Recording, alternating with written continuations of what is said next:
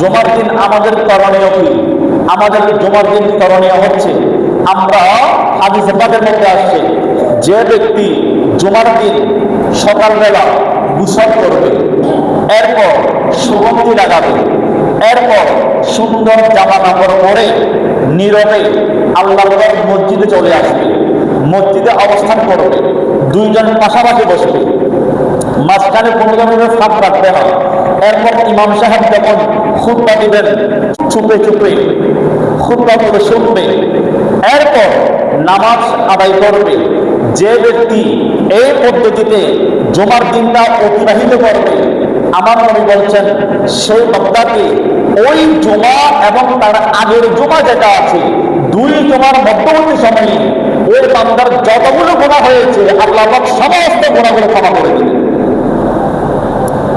যদি এই পদ্ধতিতে আমল করা যায়। শুধুমাত্র আমি 2 রাকাত ফরজ করার জন্য মসজিদে আসলাম, আবার পরবর্তী জুমার মধ্যেও 2 রাকাত ফরজ করার জন্য আসলাম, 2 জুমার মধ্যবর্তী সময়ে আমার নবী বলেছেন গুনাহ ক্ষমা করে দিবে। এই ফরজ করার জন্য আসলে তার গুনাহ ক্ষমা করা হবে না।